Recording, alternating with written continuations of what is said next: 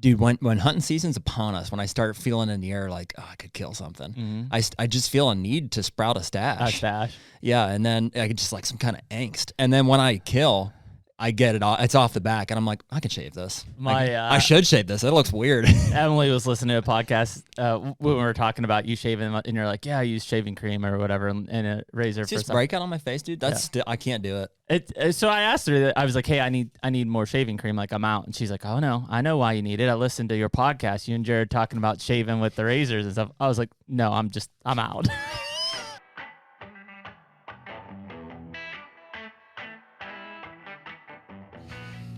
All right, well, maybe you want to be part of the Hunter family. We are looking to expand. So, yeah, we're looking for a potential intern or part-time worker here for the HUNTR Podcast and possibly helping us with our whitetail properties media opportunities. Yeah, if you've been following with our podcast, or you're just looking for an opportunity to get into the outdoor industry, this is a fantastic foot in the door. We're looking for somebody with video editing experience. If you've been involved in a podcast before or have any experience with audio editing, that would be great. Looking for somebody that can fly a drone.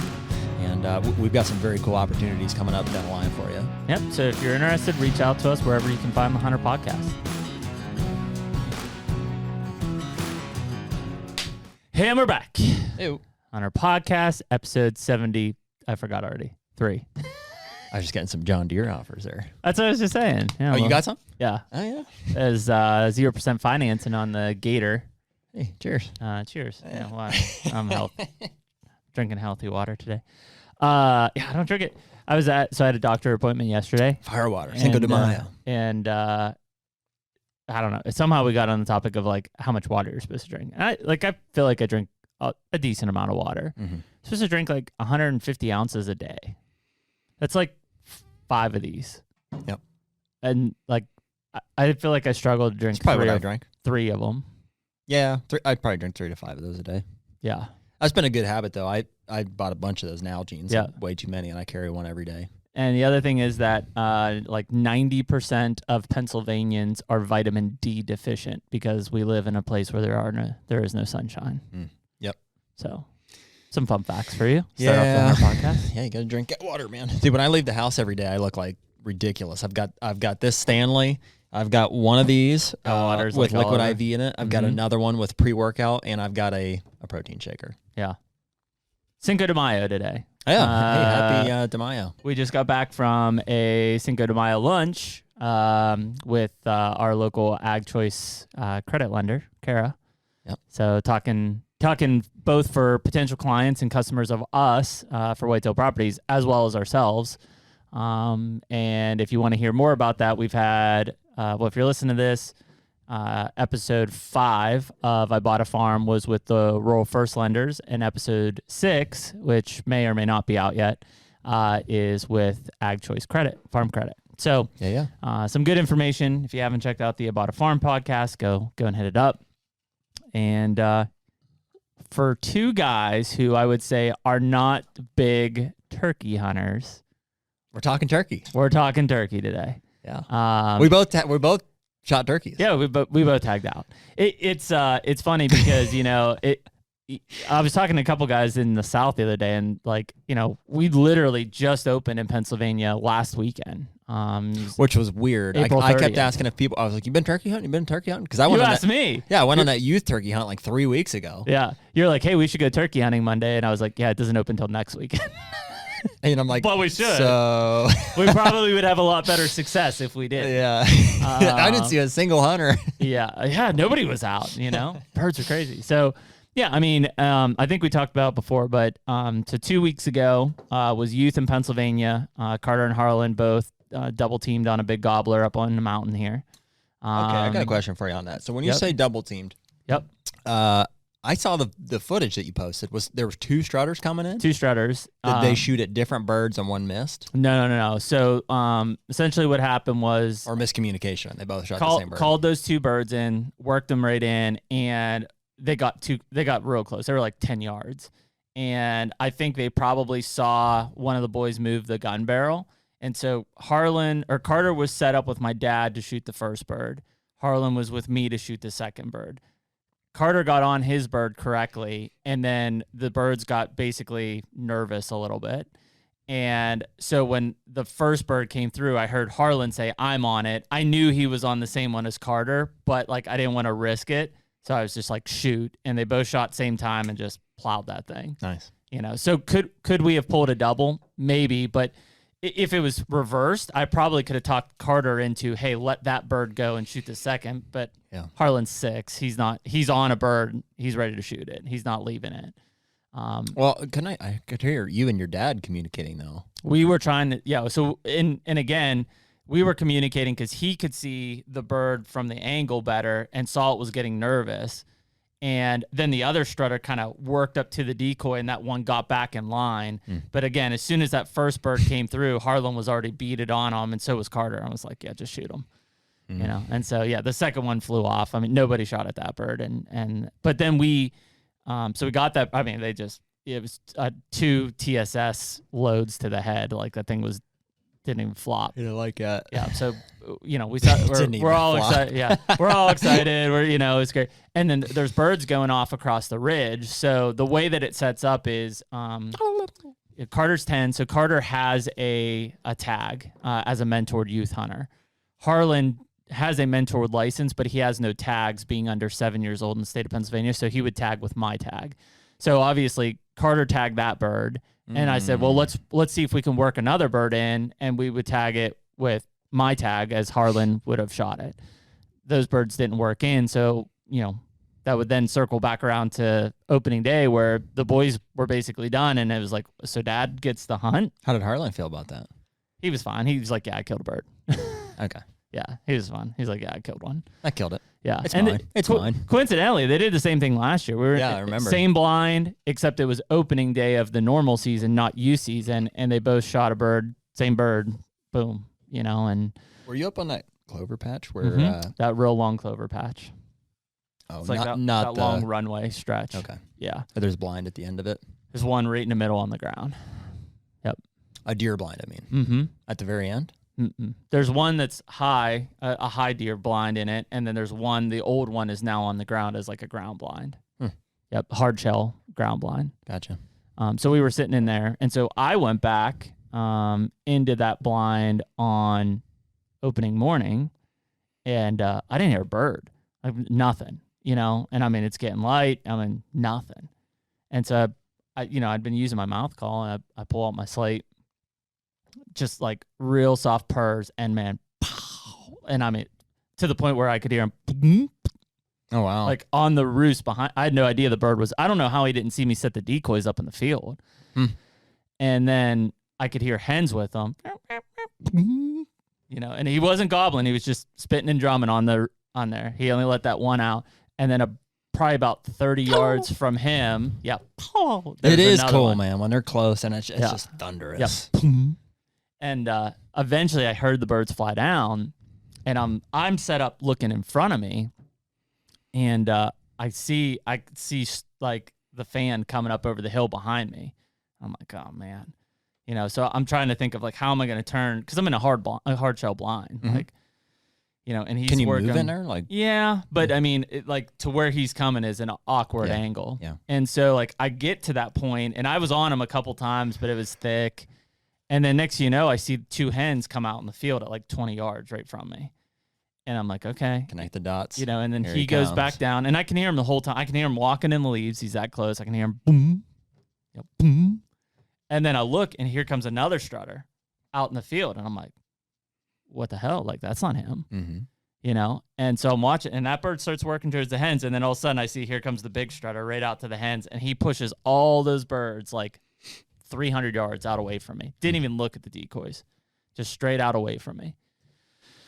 And so it's like you come with me. Yeah. You wait for the next group. And no, you wait for the next. And it's crazy, man. And anybody that's seen it, like that dominant bird is pushing that other satellite bird around, and he's strutting too, and he's spitting and drumming, but he's just a satellite. He's not getting anywhere close to those hens. That big bird has him out away from them, and they work clear out to the end, and I can still see their fans like kind of right on the edge. So I bail out the back of the blind. I run down the hill. I run across the bottom, and then I start setting up. Like I set up 3 times working this hill, and I would get him the gobble, but he wasn't leaving those hens, and kept sneaking up. I got up this top of this logging road, and I'm probably 40 yards, 50 yards from the field. And I can hear what I presume are the hens scratching in the leaves. Don't see them, but they're close enough. I can hear them. I use that sometimes when we're calling. Oh, yeah. And then I can hear it out in the field, you know? So and so I get to a point where I'm like, well, I called once, nothing, no gobbles. And I was like, you know, I'm in between them. Like, it's just patience now. And it was probably 15 minutes. And then I see that gobbler coming in off of my left to get to those birds to the right. And I think that the bigger bird was already with those hens. This was the satellite bird. And he gets probably 45 yards and he starts alarm putting. You know, he's nervous. And he takes 2 steps forward and then boom, hammered him. You think he saw you? I don't know. He knew something was wrong. Do you have decoys out? No, I didn't have anything. All the decoys were clear down. Still, I left them where they were when I jumped out. Maybe he smelled it. Maybe. There's nose on those turkeys. Should have used my ozonics. That's right. But yeah, so it and I shot. When I shot, like I saw those birds leave, and I was like, oh shit! I thought I missed them. No, I just freaking 45 yards. I shot that with that 410, which was really cool. That's an awesome 30-06. Yeah, I shot him with a 7mm. Man, he didn't go anywhere. That was crazy. So that's cool. So I killed that bird, and you know that's the first. The boys have killed turkeys, you know, this year and last year, and I bet it's been 5 or 6 years since I've killed a bird myself. Yeah. I don't turkey hunt that often, and if I do, it's usually trying to get the boys one. Yeah. So it was fun. It was real, you know. Bird made me work for it, which was nice, and you know, but it's just good to get back in the woods and you know have a successful. We did turkey nuggets the next day.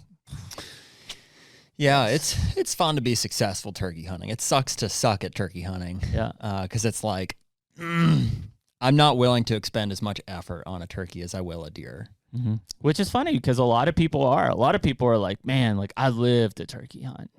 Yeah. You know, and it's like, I'm okay to say that I live the whitetail hunt. Yeah.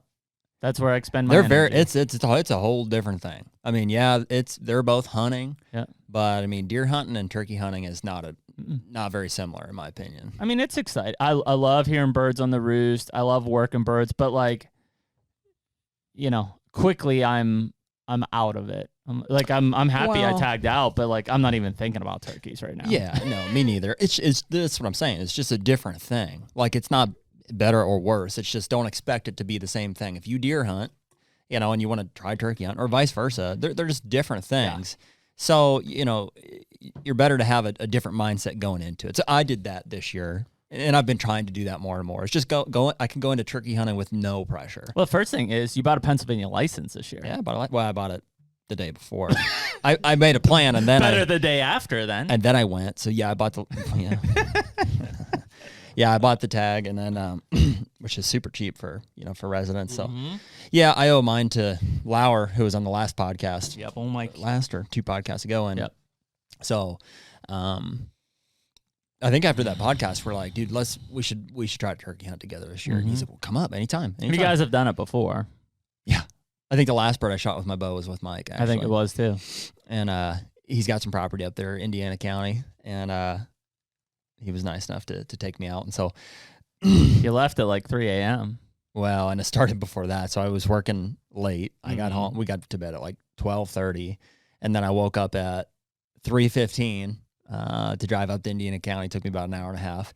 Met Mike at his place, kind of regrouped, went to Sheets, got a little breakfast Sammy in us, and then headed out to the property. And his dad, who's I think retired or partially retired, met us out there, was going to be hunting the same property. They call him Big Mike. And so that was cool. You know, met up at the entrance to the property there. And he's like, okay, I'm going to go up on this hill and you guys go up on that hill and we'll just see. We're like, okay, you can go. So Mike and I drove up to our ridge there, and we got out of the truck, and it was plenty early. You know, it was before any daybreak, and I was like, man, we should start to hear stuff here any minute if they're here. And so we just got out of the truck and started kind of walking in the direction that he thought they might be roosted in. We didn't have anything roosted, and it was before we sat down anywhere.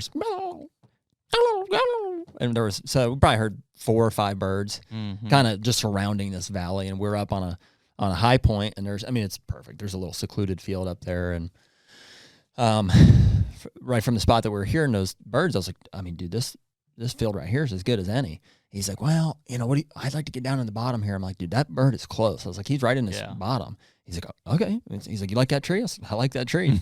So I sat right on it, and it was like a giant, 50-plus-year-old red oak, and it was really cool. Mike sat across from me, and it's kind of breaking daylight now, and I know we're in the right spot. And you have a strutter out, right? You have a strutter decoy? Yeah. Well, dude, I'll tell you what.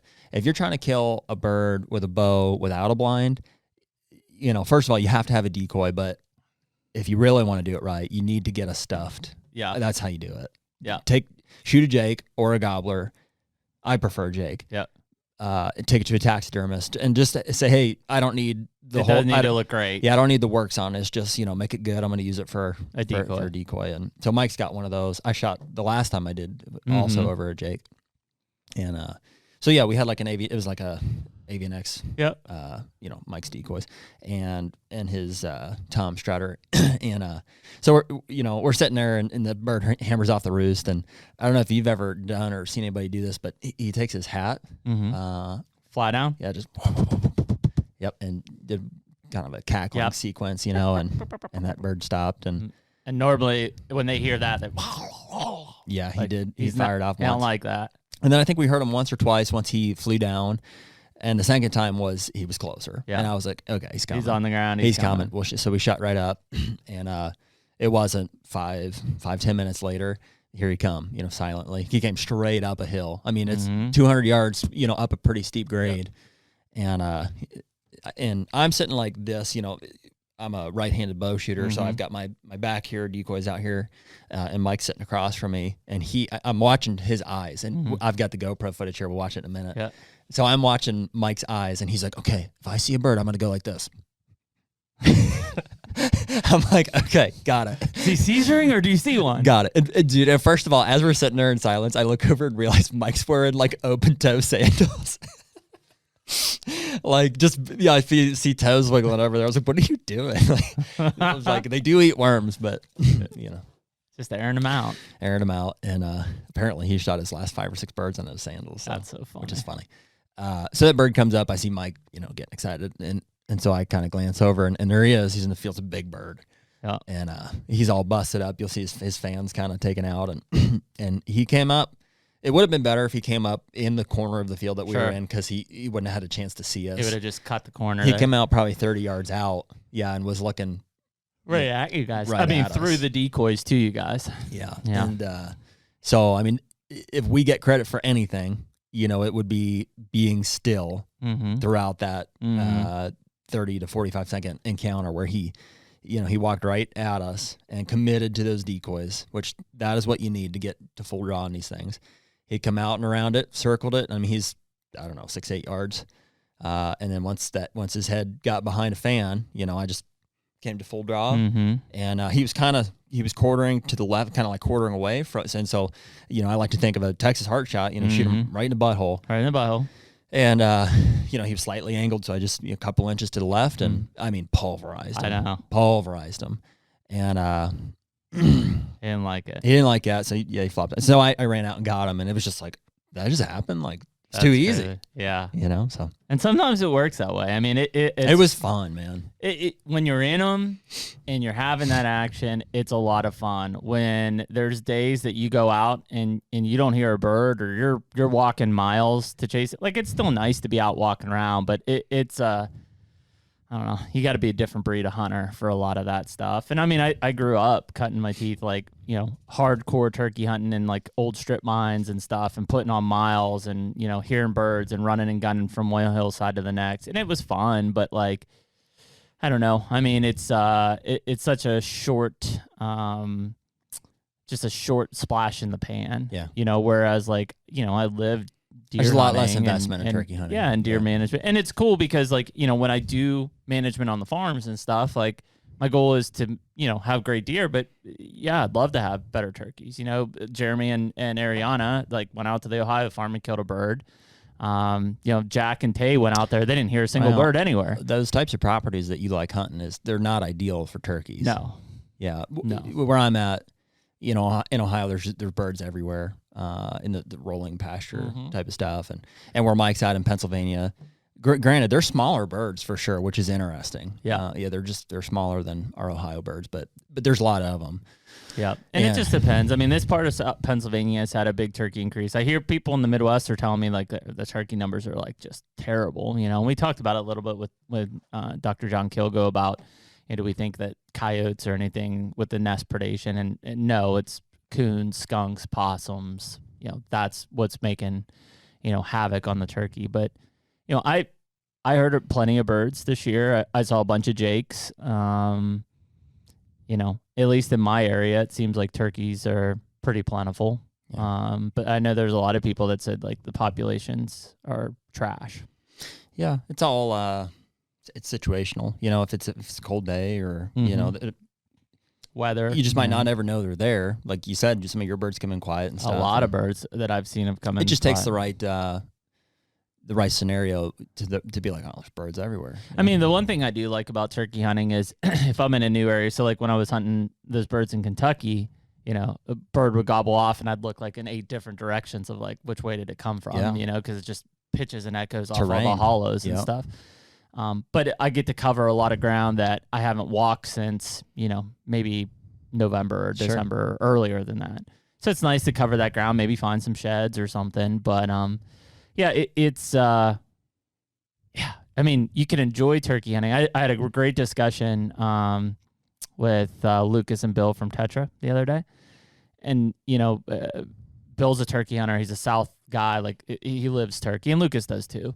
But what I think is interesting about that conversation is like where we grew up in the upper Midwest and Northeast, I consider us a lot of multi-pursuit type of stuff, right? Like, there's plenty of guys that I know that they like to turkey hunt or they like to pheasant hunt or they like to duck hunt, but they're mainly deer hunters, right? You're a multi-pursuit type of guy when it comes to that stuff. Yep. And I think that is probably, if I'm a deer hunter, got no way to hide it. That's who I am. I like to turkey hunt. On occasion, maybe I will grouse or pheasant hunt. I don't grouse hunt hardly any anymore because I can't find them, but I don't do any waterfowl hunting. So it's everybody I think probably has the thing that they like the most. For some people that is turkey. For most people I would say it's deer, I don't know, man. I don't know if I'd say most. There's a lot of turkey hunters out there, more and more. A lot of waterfowl hunters too. I don't come across many waterfowl hunters. See, the thing is, I think with turkey is... Maybe I'm just drawn to deer hunters, and so I just naturally talk to them. Well, I think what happens with turkey is, like, you can be a deer hunter and also be a turkey hunter because they don't clash. You can't really be a waterfowl hunter and a deer hunter. Yeah, that's true. They overlap too much. Yeah. So those guys who waterfowl hunt, I mean, that's what they do. They hunt birds. Maybe they gun hunt and stuff, but they don't... I don't think they can take it as serious as, like, you can be a serious deer hunter and you can like turkey hunting. The guys who are serious turkey hunters that just like deer hunting confuse me a little bit because, like, what do you do all fall? Yeah. You know what? I understand turkey hunting a little more than I understand waterfowl hunting and, frankly, certain types of fishing. I think, like, what I'm drawn to in pursuit of hunting or fishing and wildlife is like that individual experience that takes an overwhelming amount of investment that ultimately pays off, can pay off. I think like for us in Ohio, like, states where we're at here, realistically, whitetails is kind of the pinnacle. It's a staple of what we can do there, and there's other things like out west, elk and those types of animals. But like, I mean, dude, my dad likes to go walleye fishing. That's like his favorite thing to do. And he does it like 4 times a week, 3-4 times a week. He takes his boat up to Erie, and that's what he does. And I'm like, dude, it's the same thing every day. It's the same thing over and over. Yeah, it's fun, but yeah. And I kind of feel the same way about like waterfowl hunting. It's like I get it. Like you have different blinds you go to and different spots, different weather and stuff. But like ultimately, it's the same thing. Like you go out, you shoot your limit, and then I mean, in turkey, is as close turkey's a little different because at least you've got some unique birds you can identify. It's as close to deer hunting as I think you can get in that, like, some of us will shoot jakes, but, most of us are trying to kill at least a 2-year-old bird. I was up for shooting a jake the other day, for sure. Most of us are trying to kill at least a 2-year-old bird. What I think is weird about it is like, and it's funny because we just talked about it, is like, obviously turkey's got fantastic vision, right? But like, I don't have to worry about what I smell like. I don't have to necessarily. It is nice in that regard. Like there's a lot of things that you can get away with turkey hunting that you sure as shit can't get away with on a mature buck, at least. Oh, it's easier. I'm 100% sure of that. Yeah. Yeah, it's way easier to kill a mature turkey. Do you think that's why more people, or a lot of the people you run into, and you talk to them, oh no, I'm a turkey hunter, and you're like, yeah, I can kind of get that because you don't want to have to care about those other things. 100%. Yeah, I met a guy like that the other day who was... No offense, turkey hunters. You're some good guys. Yeah, super guy, and he hunts deer a little bit, but like he's like, no, I just, I live to turkey hunt. And, I'm just trying to... And then it kind of dawns on me, and I'm like, yeah, I kind of see why, because you can just kind of go out there and call and walk around and sit by a tree, and, you don't even really have to get in that early. I'm in my deer stand, 45 minutes before the first crack of light. And I'm not trying to pick on turkey hunters or anything, but you can kind of start to see, you're like, I understand why you like turkey hunting. It's just a different thing. It's just, it's different. I know some really good guys. And it's a shorter season, right? I mean, literally I've got 3 weeks to a month. No, it's like deer season. You can, jump across states and elongate it. You Which some people do. In Florida and Tennessee the super serious guys do. Yeah. But like, I think your person who doesn't leave the state, it's 4 weeks of hunting versus 12 weeks of hunting. Yeah, and if you're any good at it, one day. Yeah. People would say the same about deer hunting, though. Yeah, maybe. Yeah. I mean, ideally, that I would love for my season to be one day, but it rarely happens. Well, I think what's interesting is like, I'm the first to say, like, I'm not a great caller in terms of like my mouth call and stuff, but like enough to kill 2 birds this year. Right. Yeah. And I mean, we don't practice. Like we both pulled our diaphragms out. Like, okay, mine's half dry rotted. I'm spitting on it, trying to like rehydrate that thing. Yeah. I'm like, let me just get a little more of this. Hey, Dad, try this one out. Have you seen this GoPro footage? No, you'll get a crack out of this because I mean, dude, it's while I'm dissing turkey hunting a little bit, you'll see how serious I am here. Well, first off, Jared is in full predator camo at this point. Typically, I would expect at least just standard pants. Right. Usually jeans. You even have although you're not using it, a face covering. Yeah. I don't like stuff touching my face. You can see I also had a mustache there. Oh, Go ahead and pause this real quick. The HUNTR Podcast is brought to you by Deer Grow. Man, it's almost food plot season, Jared, and Deer Grow is one of those products that has really changed the way that we plant food plots and the success we've seen from them. No doubt. I've been, trying to plant food plots my entire whitetail hunting career, which is a little shorter than yours, but the minute that I started, or that I realized that I could get Deer Grow back into some of these remote plots where I couldn't get lime or fertilizer, especially in the 50-pound bag, format. So everything was changed. I could get into these spots moving forward with a backpack sprayer, and that's since escalated to these 40 or 60 gallon sprayers, and we're doing upwards of 5 to 10 acre food plots just with Deer Grow and having phenomenal success. Yeah, and I mean, with the price of fertilizer, lime, diesel, everything this year, I mean, what better way to get in there and grow a successful food plot at about a third of the cost? Check out Deer Grow at deergrow.com. Dude, when hunting season's upon us, when I start feeling in the air like, I could kill something, I just feel a need to sprout a stash. Yeah, and then I get just like some kind of angst. And then when I kill, I get it off. It's off the back, and I'm like, I can shave this. I should shave this. It looks weird. Emily was listening to a podcast when we were talking about you shaving, and you're like, yeah, I use shaving cream or whatever, and a razor. It's just breakout on my face, dude. That's still, I can't do it. So I asked her. I was like, hey, I need more shaving cream. Like, I'm out, and she's like, oh no, I know why you need it. I listened to your podcast. You and Jared talking about shaving with the razors and stuff. I was like, no, I'm out. No, but seriously, you're reading too much into it. Yeah. Anyways. Yeah, that stash looks it could have been it.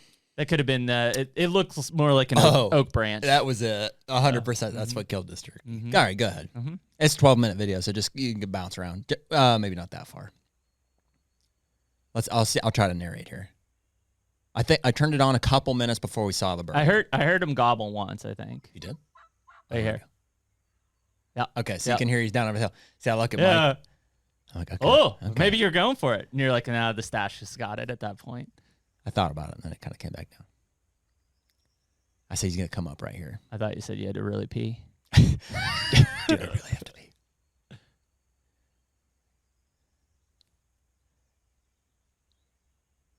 Yeah, it's pretty light at this point. I don't know if it shows us a time. I think we heard that bird at So I love this because all you're doing is basically going off of purely Mike's reactions. 100%. My back's up to this big red oak, and this bird's coming from directly behind me. Yeah. You can see I'm starting to breathe a little faster. Yeah, I was going to say pump that volume up.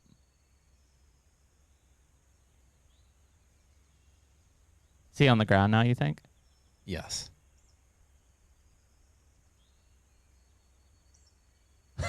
Calm and breath. Calm and breath. Yeah. Uh-huh. Man, you have to. Yeah. Just intentional about, like, I notice my heart rate picking up. I'm like, There he is. So here I said he's closer. Yeah. There he's coming.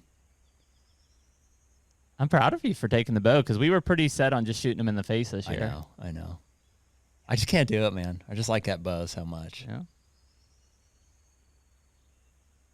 I'm proud of myself for remembering to turn the GoPro on. Usually that's where I mess up. And have your release.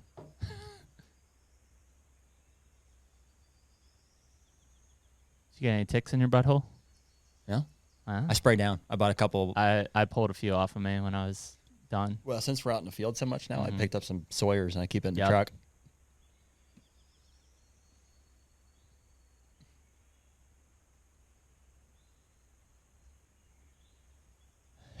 Mm-hmm.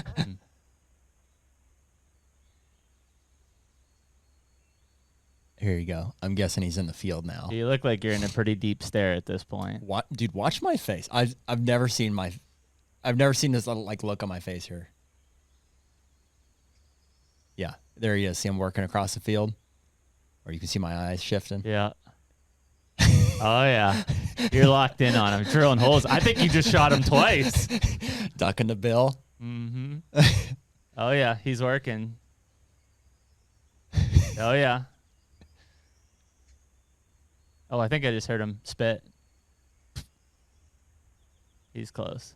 Yep, you can hear him spitting. There he is. He's turning.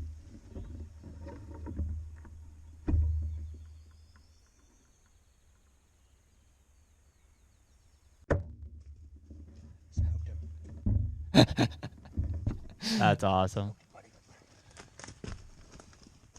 There he goes. Oh yeah, yeah. I didn't notice that. There he is. There's the old twirl. The old neck twirl, huh? Let's see. I haven't watched this whole thing. I'm curious. I tried to move the GoPro again, so it was kind of on us. The old neck twirl. The lasso. So I think we tried to be a little quiet because there was more birds. Yeah. Yeah, I saw Mike had his gun because he hadn't shot anything yet. Nope. Yeah, he was ready. He killed the other day. I saw that. Yeah. Skip just like 15 seconds at a time. We'll see. Eventually, I move this GoPro here. Nope. Yeah, here you go. This thing's come in really handy a couple times.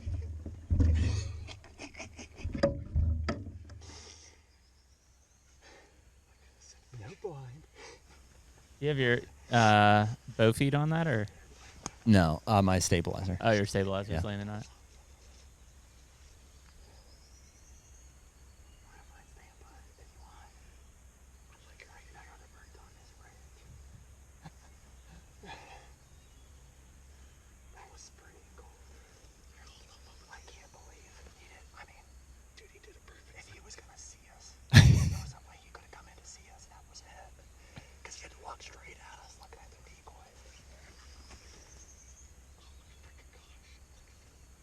Yeah, those hooks are serious. 1 3/4 inch. Yeah, that's some of the biggest I've ever seen in the state of Pennsylvania. Real white at the base, like ivory. That's a very mature bird. You think? Oh my god, very mature. He's got white hooks. I owe Mike a lot of credit on that one. That's his property. He did all the calling. Well, Mike's a good caller too. I've heard He's him. very good. Yeah. Yeah. Yeah, he's a really good caller. All right, skip forward. See if there's anything else good in here. Yeah, because I remember when you sent me like a picture of it, I was like, "Did you shoot it in the butthole?" Close. Yeah. Trying to call in other birds. Yeah. That's awesome. Yeah. Pretty cool. So turkey hunting has its place with the Hunter crew. Yeah, for sure. I'm gonna get that bird. And it's over. I'm gonna get that bird not full mounted, but I'm gonna do a fan on a plaque. And Yeah. Yep, that's what I did. I cut everything off. I ordered one from Etsy, like a cool like barnwood fan thing. Oh yeah. Like mount. Oh cool. Yeah. Yeah, I just gave it to Mike's cousin as a taxidermist. I usually just cut the tail off. I borax the base so it firms up. I've got it spread out on like a cardboard. I just staple it down. Yeah. And then I'll just... You can do that Velvelock. I know Daryl wrote us, and I've never done it, but he's done quite a few of them. You can use that Velvelock. There you go. It'll dry it out in the same way. Cool. But Yeah. I just said, just give me a real minimalist plaque. Yeah. You know, I just want the fan, Yeah, it'll be cool for the office. the hooks, and yeah. Yeah. I don't have any turkey paraphernalia. So I went from like I got 3 now, the boys last year, and then the 2 from this year. Now I've got I'll probably take one down to Ohio and Kentucky and just kind of put them up. there you go. If anybody wants to see the other flip of the footage, we did film me shooting the bird. Yeah. It's on Instagram. Yep. Yeah, really cool to see that bird come strutting in and turn and I can't remember who it was. Somebody commented on it and it was like at 80-pound Hoyt going off sounded like shotgun. Boom, boom. Yeah. Yeah. It That was fun, man. I was hoping that bow was still, on. Because I haven't shot it in a couple months. Yeah. I just threw the old rages on there. I said, let's go. 20 and in. Yeah, that's funny, man. No, it does. I mean, the cool thing, first of all, it's end of April, early May. Like, what else are we going to do for, like, I put in food plots, but it's not like I've got all kind of time either. It's just like I saw the opportunity. I saw the weather was going to be nice. We had a lot of rain a day before, and I wanted to go with Mike. So I was like, let's go. No, I think that was cool. Make it happen. Yeah, it was. It was cool to get out, kill a couple birds.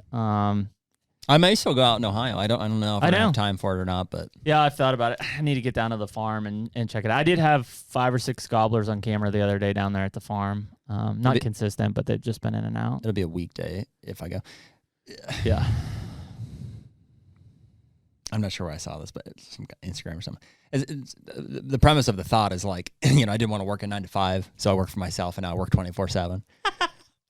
Which is true. Sounds right. It's absolutely true. But I do have the flexibility of like man. Monday, Tuesday, get a nice weather break. I can move some things around and make it happen. Yeah, I love that aspect of it. I mean, I'm always, even if I'm off, I'm always working. But like, I didn't work that morning. We shot some turkeys and we had a few day beers and there you go. And yeah, I saw you at Sheets and Climber. What? Sheets and Climber. That's all Mike like make a post and it was Sheets and Climber. Yeah, Climber PA. That's the Sheets you stop at. Oh, gotcha. That used to be my stomping grounds when I would go to my cabin. Yeah, that's Sheets country up there for sure. I got pee. Hold on. Okay. Yeah, it's cool to get out. I mean, again, just exploring property and having birds on there. It's fun. I think. Yeah, you haven't killed in Ohio yet? No. You want to go to the farm? We should. You want to go to my farm? We should. Maybe this week. Yeah. See what the weather looks like. Looks good. Dad's hosting that legacy hunt for the older. Oh, is he? That's like Saturday, Sunday next week. Yeah. But we could probably sneak up there. Yeah, I've got tags. Let's go. I don't. I'll get some. One. You can only get one. Yeah. No. Yeah, you can shoot. I'll call. You shoot. Okay. Yeah. I mean, it's something that's kind of. Again, it's fun to do in this time of year and stuff. The problem is, most of my properties, I don't know about the new Ohio farm necessarily, but most of my properties I have birds in February, March, April, they disappear. Like when the season starts, they're gone. It's kind of like the deer thing is like, do you have deer in the summertime and then not have them during the hunting season? Like I have turkeys a lot. Like I had strutters on my place in Pennsylvania and in Kentucky all of March and early April and then gone. And they just kind of moved. Now, normally in Pennsylvania, towards the end of the season, the last 2 weeks of the season, so mid to late May, those birds will come back on my property in Pennsylvania. Kentucky's season's over, so it's out. What do you think is the biggest factor there? They're looking for a certain type of habitat I'm not roosting trees? I've never been deep into the turkey biology side of it. There was an old saying, and I don't know if it's true, but that they used to have like a cycle of like 21 to 28 days where they would like come into an area for 21 to 28 days. They would work that area and then they would cycle into a new area. And it may not be a far movement, but you know, you would see them in the same area for a while and then they would kind of move their, almost like, you know, their home range shifting. You know, whether that's true or not, I don't know. You know, I do see it. It seems like, unlike deer, it does seem sporadic in patterns. Like I would see a bunch of turkeys in October and then I don't see any in November, and then I might see them in December and I don't see anything until March. You know, we'd have to have a turkey biologist to confirm that movements, but I do think that from a roosting cycle that I have seen that different. Like there were certain birds. So when I lived in Mississippi, I would hunt, you know, you can hunt birds all day long in Mississippi. In most states you can. Pennsylvania is one of the weirdos. You can't. Ohio, I don't think you can either. I'm not sure. Do what? Can you hunt all day in Ohio? Yeah, for like half the season, I think.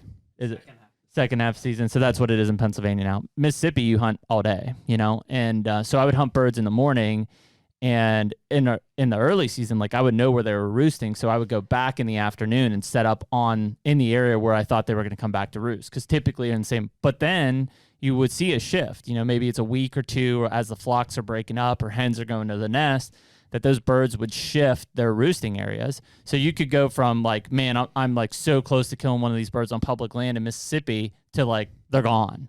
You know, and then you've got to work for the next 3 days to find them again, and then it's that cycle all over again. I wonder what the like harvest percentage is, like of turkey hunters. It's got to be pretty high. I don't know. 70-80%. I don't think it's nearly that high, which might surprise you. I bet it's closer to 50 or less. I'm curious if they allowed like baiting of turkeys in states like Ohio, where they allow baiting for deer, if it would increase the percentage or not change it. I don't think it would change it that much. Yeah, I don't think so either. I would almost be, I don't know. That kind of goes against what I typically would be in favor of for deer hunting. Yeah. But for turkey, like especially with a bow. Yeah. I don't think it would change it that much. Yeah. And so Kentucky, what's interesting there is I think it's March 1st to May 31st. So Kentucky's a bait feed state, but I think it's March 1st to May 31st, you cannot feed on your property. It's illegal. Okay. And that's because around the turkey season and stuff. So, you know, right now, you know, I have feeders out, but they're empty. June 1st, I'll go back and start supplemental feeding again. You know, so maybe that's why I see birds in February on my property, because I still have my feeders full. I don't know. But I definitely think that there's a cyclic movement. I don't think that you would see those gobblers like hanging around a bait pile strutting necessarily, unless the hens were there, right? That's where they're going. I don't know. You know, and eventually the hen goes on the nest, and that gobbler, that's when you usually will catch a single gobbler out in the field, because he's out feeding because the hens are back on nest. You know, a lot of people will say that 10 to 12 is when they like to kill their birds because they're not henned up. I've had very little success in that 10 to 12 time frame, mainly because I've had some success. By 7:30, I'm drinking coffee at the truck. I've had some success, yeah, striking them up. Yeah, well, it's good first thing. Mm-hmm. You know, you can get them off the roost. Then it seems like there's a period there. So I think we heard that bird at 6:50. Yep. I bet it was earlier than that. I bet it's 5:50 because it gets light at like 6:05 or 6:10. I could be an hour off. Yeah, there you go, 5:50. Mm-hmm. And then I shot him at probably like 7:15. Was that late? Or 6:15. Yeah, I'm sorry. Yeah, 15 minutes. So 6:15. Yeah, yes, you're right. 5:50 and 6:15. Yeah. And then, you know, we had some birds going for a while, mm-hmm. and then they stopped. They were just henned up. And so I bet from, you know, 6:30, 6:45 to, you know, 8:30, mm-hmm. 9 o'clock even, they were like not really talking. Mm-hmm. But then I've had some real good luck going back out after the fact, and you know, just walking through, you'll find one you strike one up again, and yeah, a lot of times by that point they're ready to kind of break off from their group, and yeah, that's that last one I killed with Lauer was at 10:30, 11 probably. Well, when I was checking out that property at whatever it was 4:30 the other day, that potential listing, you know, I was striking up single birds in that field at 4 o'clock. We should make a point of like, I want to get one of those birds stuffed for a decoy, and I would I would probably go more consistently. Mm-hmm. I mean, I use a strutter more now than I ever did. But mainly, like when I hunted public land, I would never put a strutter out. Cody, when you and I went and hunted Ohio last year, we would have killed both those birds with a real decoy. Yeah. They freaked out when they saw the Yeah, decoy. I remember that. That was odd. I could have also killed both those birds with a gun, shotgun. Yeah, which is why I just shoot them in the face. But it is weird. Growing up, I would never even thought about using a strutter. I only carried hen decoys with me because I hunted public land. I probably could have killed a bunch of birds, but I also would have got shot in the face. You know, I had guys that would pull up on my hen decoys, you know, and it's like, whoa. You want to hear something real funny? Sure. I don't know if it's podcast appropriate, but we can cut it out if not. I'm sure it is. I had a real estate lead call us the other day. Yep. Really nice guy. Yep. And I said, "Do you own this property with a spouse?" And he said, "Yeah." And I said, "Oh, what's her name?" That was my first mistake. He goes, "Michael." And I said, "Oh, sorry, his name." Yes. To recover, obviously. Good recovery. He goes, "No, it's a girl. She just has a guy's name." Oh, really? Wow. That was a good recovery by you. I would have gave you credit for that. I mean, I would prefer for it not to have happened at all. I should just said, "What's their name?" Yeah. Yes. I was thinking of that because you said you only put out hens, and I Yeah. was like, "Yeah, boys like," Boys like, but not always. not always. Yeah. Yeah, and I mean, back then I was trying to kill jakes too, so I wouldn't put a strutter up anyways. I do like a Jake. I just like a Jake. I think that's Yeah. The old Jakester. Yeah. Well, when I set up on both times when the boys killed theirs and when I killed mine, I had a strutter, a hen, and a Jake out. But then that's why I abandoned them because I'm not carrying that shit while I'm running and gunning. too much to carry. Yeah. I didn't grab any of them. I just left them all and I was like, go. Yeah. Well, honestly, with a shotgun, depending on the terrain, like I don't even care to take a decoy most of the times. You can get them in shotgun range. Yeah, I think, I mean, you know, kind of like a mature buck in Kansas, you know, if he comes into rattling or grunting and he's in a big open field and doesn't see another buck, it's tough, you know, same with that. But if you're in woods running and gunning, I've killed most of my birds without decoys. Yeah. I do love running and gunning, man. It's fun. That's, you know, because I used to hunt out of the blinds and it was kind of like, it was a whole deal. It took more preparation and stuff. And I think that's why I can have more fun with turkey hunting now. Is like I don't put anything into the prep. Yeah. You know, I just go out and do it, and if it happens, it happens. If not, and I do everything I can while I'm out there to make it happen. Yeah. I mean, I'll work for them. Yeah. Yeah, don't get me wrong, but if it doesn't happen, I'm like, oh, that's all right. I just ran around for a couple hours. Yeah, I mean, and that's what, you know, normally if I'm taking the kids, like by 8 o'clock, they're done, you know, so I get home, I still got a full day, you know, whereas like if I'm going to plan and prep for the deer stand, I'm leaving early and I'm not coming back until, you know, depending on if it's rut or not. So you kill something. Yeah. When I kill something or it's dark again. Yeah. So, I mean, you know, again, it's a knock to the turkey hunters, but it's definitely, they intrigue me. The guys who are just like full, and I'm sure they say the same thing about me in terms of deer, but you know, the guys that are just full out, like, man, just live the turkey hunt. I'm not sure about it. You know, what do you do in the fall then? You know, for me, I fish in the spring. Turkey hunt in the fall. I know guys that turkey hunt in the fall. Yeah, there's some states. Most states it's illegal. Oh, really? Yeah, most states there is no fall turkey. It's illegal. So that's what I'm saying. Like, what do you do all fall? Maybe waterfowl. Maybe you're the waterfowl guy, and then that's why you like turkey hunting, because they are separate. Hey, good. More for me and you. Yeah, good. What an idiot. What an idiot. What a loser. Well, so like here's where my dilemma is now, and I think you're kind of in the same boat, but I don't know. It's weird this year just because we're busy, but you know, I finally got one food plot planted. I got the plot planted behind my house. Dude, I'm excited. Finally got one planted. Yeah. So now it's like, okay, now the ball is rolling. The next thing is I got to start spraying for my bean plots. I haven't sprayed yet. Okay. So I need to go to Kentucky and Ohio. It's March 5th. You're fine. Yeah. You're planting mid-June. I did buy some switchgrass, and You should go cut as soon as possible. So I think I'm gonna try to get the farmer down the road. She wanted to hay my fields, so I was gonna tell her, hey, listen, as long as you cut it and bale it before the 20th, then I'm okay with that. So I think I'm gonna try to Memorial Day-ish try to get my plots in the ground. Yeah, there you go. So, but yeah, that honestly, dude, realistically, that being the case, I'm not getting soybeans in the ground this year, probably. Did you buy any? No. Yeah, see, I bought Real World. I've got them. Yeah, that's what I would have bought. I've got them stacked at the house for Kentucky and then at the Ohio farm. Yeah. I need to get them in. I think that hopefully by the time, I have to do what I said. I said I was just going to get food in the ground on my plot. You should do it. I have to get it in. Do it. I gotta figure it out. I just gotta make time. Put it in. Just gotta Just do it. By the time June rolls, which is next month. Yeah, dude, it's like 3 weeks away. Yeah, by the time you're listening to this, it's like 2 weeks away. By the time June rolls around, I'll buy seed for the fall. I'm going to do a bunch of oats and brassicas. Yep, I think so too. I had a long talk with Brian. I was up in Beaver County looking at his property. Maybe some clover. He had done a lot of rye grain as well. And so, first of all, my rye plots look great right now. Mm-hmm. Didn't look that way in the fall and didn't have the deer attention that I thought they would. Mm. So I think I'm going to flip back to some brassica and oats this year. You know what else I'm going to do this year? I'm going to buy some round bales and plan to roll those out like in my brassica plots for late winter. Like alfalfa bales? Mm-hmm. Really? Yeah. So just buy them and roll them out? Yeah. And when I say buy them, like we can get them locally. Is that like considered baiting? Yeah. Okay. I mean, I guess it wouldn't matter in Ohio and Kentucky. I don't know. But I was thinking about Pennsylvania. I don't think so. I would bet it is. I bet it's considered supplemental feed.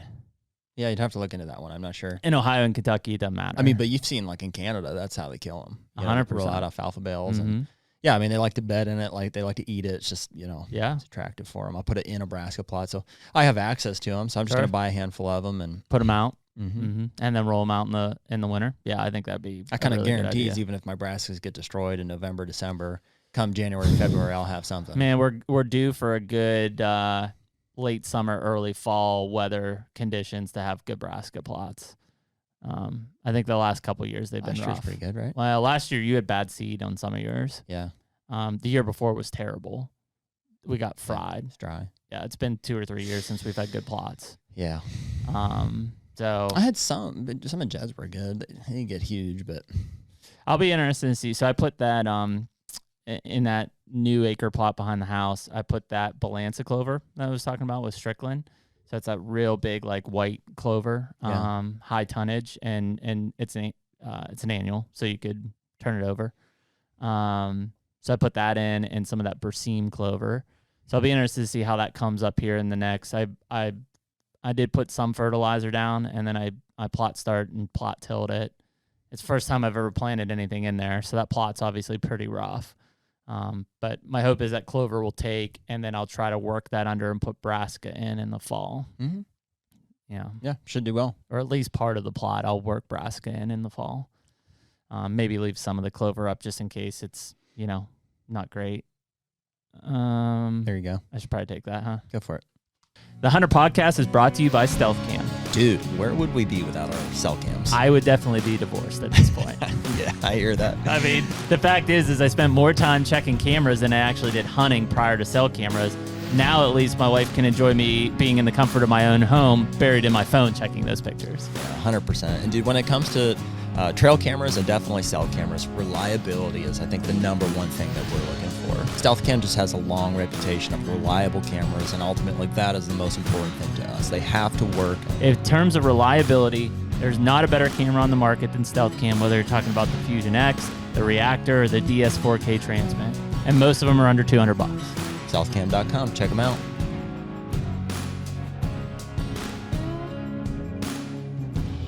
So yeah, on the food plot side, right? I think obviously having that fall food is going to be critical. So if I don't get a chance to put in my bean plots and stuff, which I fully intend to, then obviously I got to focus on the fall plots. I think I'm like this guy here has given me like some perspective. Well, I mean, what are you going to manage, I guess? And I don't say that rudely to you, but like, what are you going to manage this summer? Because where you're probably going to focus most of your attention. Well, you like managing your farm. Yeah, no, I do. I'm not going to stop. I mean, it's given me some perspective in that I'm not as high strung on everything having to be done. Mm-hmm. I just think that big deer are there or they're not. Mm-hmm. And the things that you do can help, and definitely make a big impact. But, you can overmanage to the point where it's, it takes away from the experience and maybe isn't doing anything. Maybe it's hurting. Yep. Maybe you're on the property too much. Yep. I think that's a monster effect on it. Yeah, and so I think I'm coming off a year here where I shot, this my nicest year, my biggest year ever, and I'm kind of feeling like, okay, I'm gonna just take a little bit more relaxed approach. I'm gonna just enjoy the time that I have putting in food plots. Yeah. I'm gonna try to make those as impactful as possible. I'm just gonna just be a little bit more lax about it. And when it's time to go, I'll go. Yep. But I'm not gonna run 30 cell cameras this year. I've got a few spots. Still will.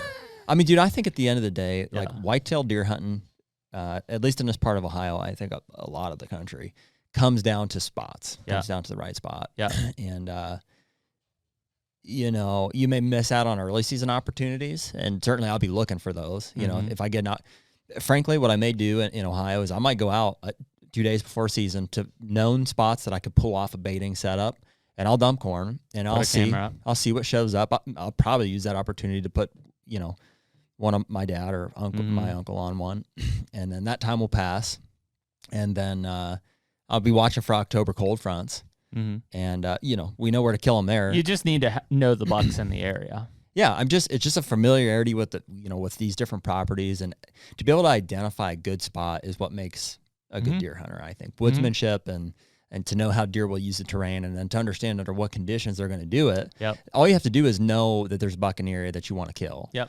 And then be in the right spot at the right time, and hope you get lucky. Yeah, it'll be interesting because if I add a bunch of food in this year, that'll change up patterns pretty substantially. I'm learning the Ohio place brand new this year, so I have no idea what to expect on that. Kentucky, I've got a little bit better idea of kind of what to expect there. So, yeah, I mean, I think it's definitely the big thing is, focus your energy and time when it counts. Because, you could blow a lot of time out and then be strapped for time when you need it and you don't have it. Yep. That doesn't mean like take vacation days and stuff. We could essentially go hunt whenever we want, but you got stuff to do. And there's only so much pressure you want to put into some of these places, which is kind of the nice thing about my Ohio place, in that if I go and plant stuff and I set up cameras, like I'm not on that property a lot. Even Kentucky, I'm not on that property I think a lot. multiple seasons under the belt gives you that perspective that I'm talking That's about a big too. one. Just to know how things are going to kind of fall. Like, if you don't know that, you might be like, okay, 100%, here we go from August 1st to, I'm prepping, I'm all this and that. And you can get burned down on that. Hunting's supposed to be fun, eventually. Well, you should know, not 100%, but you should know at least the farms or areas that you will likely have a shooter buck. Yeah. Based on last year. Yeah. Helps to kill one. That certainly takes the pressure off. 100%. If you haven't for a while, or you've had a tough couple seasons, like it sucks. It's hard to come out of that. You feel like the pressure's on you, but after you kill a few of them, I think you can start to feel, you can get relaxed, you get comfortable, you can start to, not lazy, but you know how to spend energy efficiently. 100%. Yeah. And I think that's the big thing. I mean, there's definitely times, and we've done it, go back into these podcasts and listen to them. There's times where we're like, it's only the first week of season, like so much season. And then next, it's like, gone. Dude, we got to make it happen now. Yeah. And even last year, look at that week that you killed that buck that I almost killed at 200.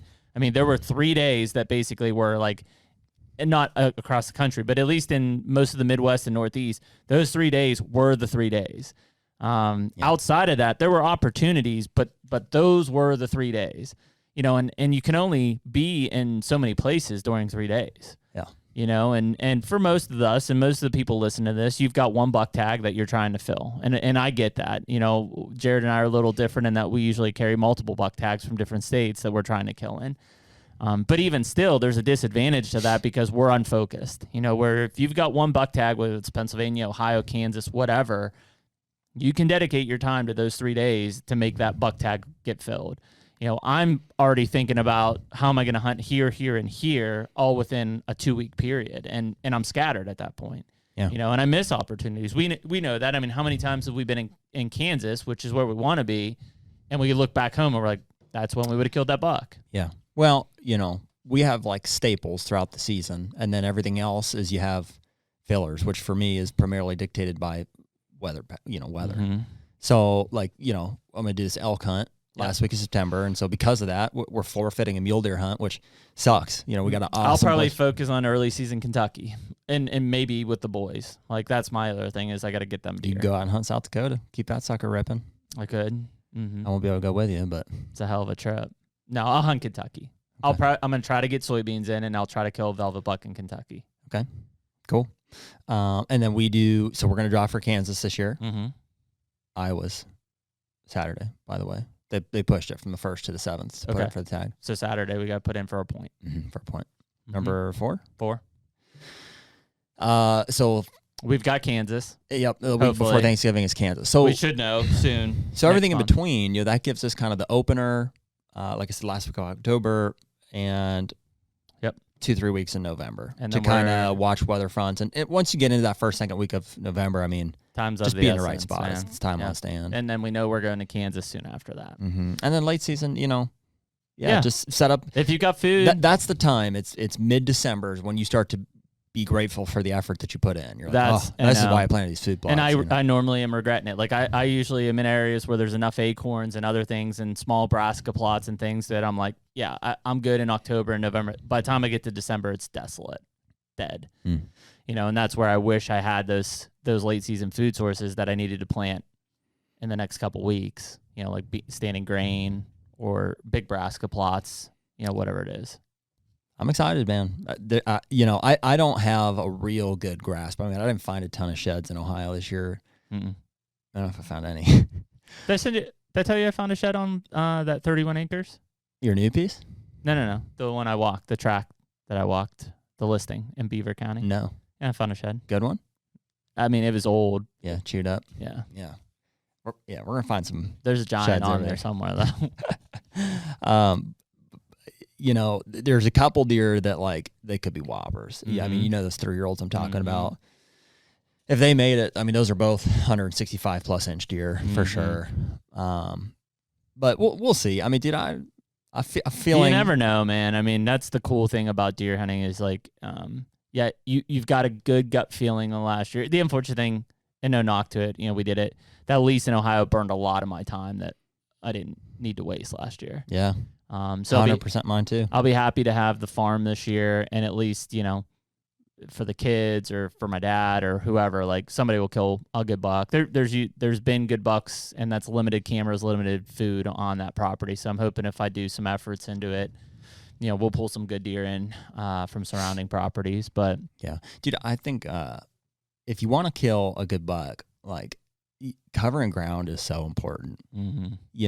Find them. Find a sign. Well, and not every property is good. no, and that's why I like having, like, I'll have 30 cameras running, but it'll be across, I don't know, 3,000 acres, multiple properties, multiple states, just eyeballs of knowing, because I don't want to waste time in a place where there's not a buck I want to shoot. And that sounds, egotistical, I guess, but that's the reality. That's the whole point. Yeah, you're trying to kill a good buck. A and so you're buck, using a yep. camera. You're paying good money to run these cameras to find. I want to find the buck that gets me excited and makes me say, yep, that's the target this year. Maybe I don't know. I think you're due for a giant, man. Did you kill anything this past year? I did not kill anything this year. Yeah, you're due. That Columbus buck will be Think a deer made it? a Schwapper. I feel like I would have heard about him, but I don't know. I mean, that deer was 210 inches typical last year. I don't know if he'll get much bigger than that, but he'll be a slam. And I know right where his wheelhouse is. It's just limited hunting What a opportunity. giant deer. Yeah.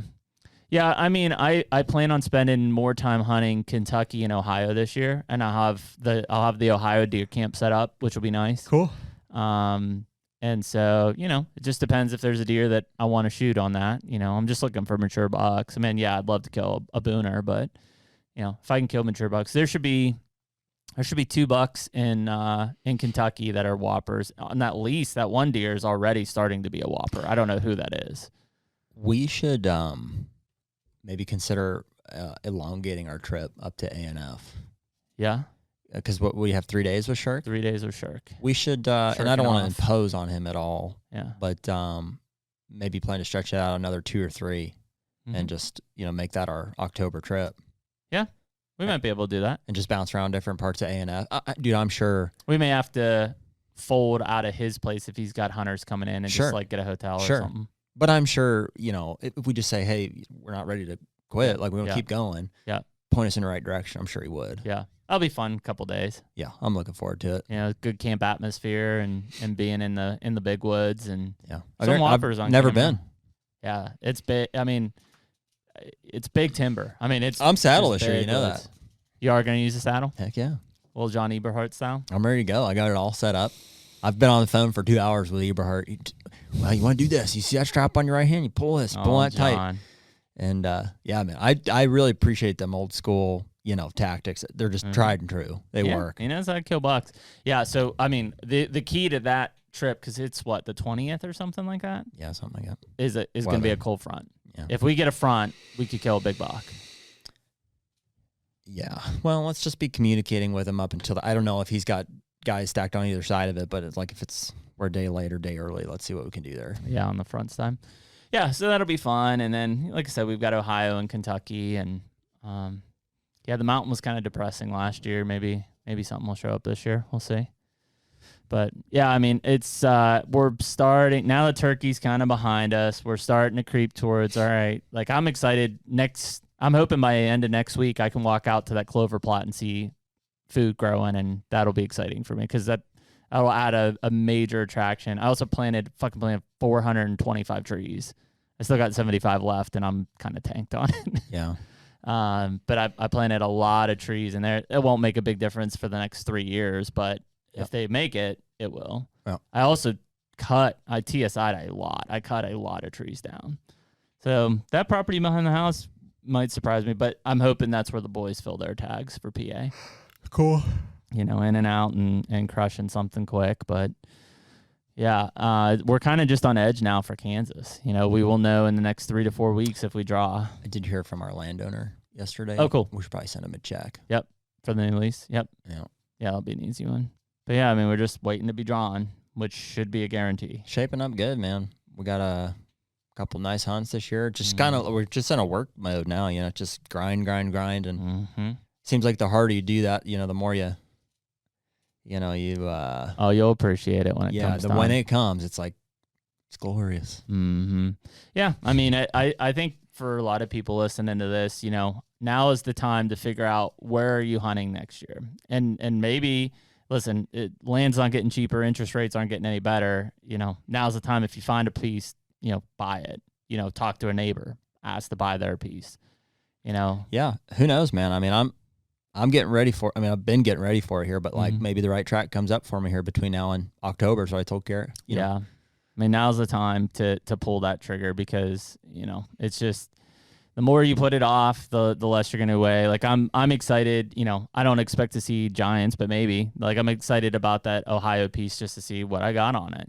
And start the process. It's a 7-year journey probably for me by the time I end up selling that place. But this is year 1. Let's start doing stuff and getting excited about it and have a good place to go hunt and start seeing better bucks. And Kentucky's getting there. It'll always be a tough place to hunt with just that terrain, but Pennsylvania's the wild card, man. You never know. Go up to A&F and kill a big one with Shirk.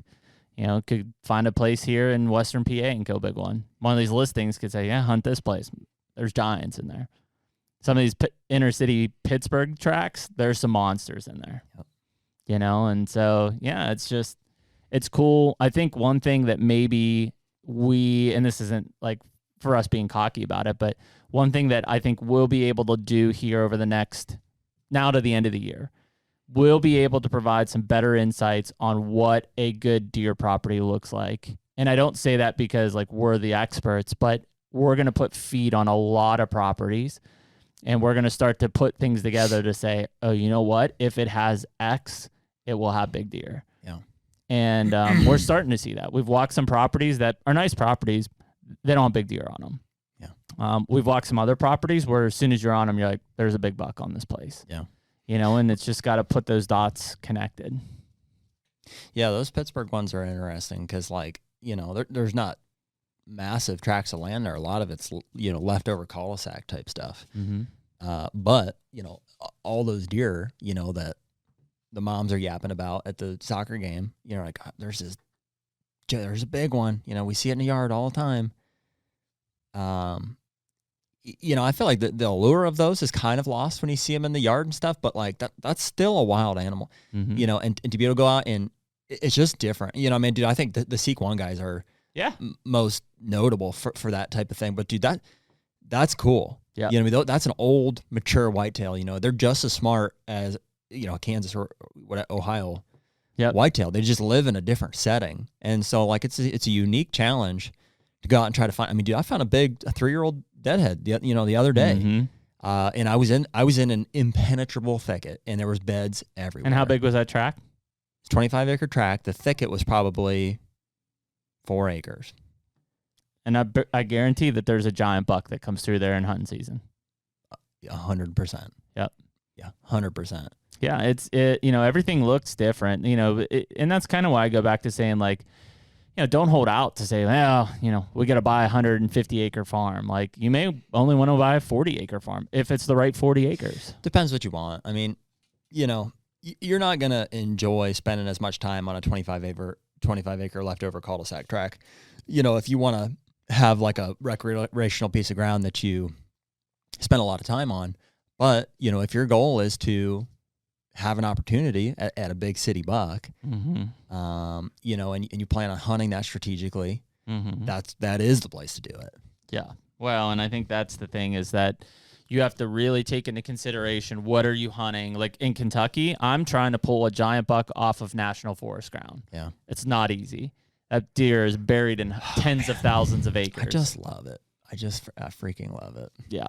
And I think that, as we get into this thing more, there's other things that can be happening this summer and stuff, but like every week we're getting closer to, like, we're going to be back in a tree stand at some point here. We're going to be on big bucks. We're going to be talking about big bucks.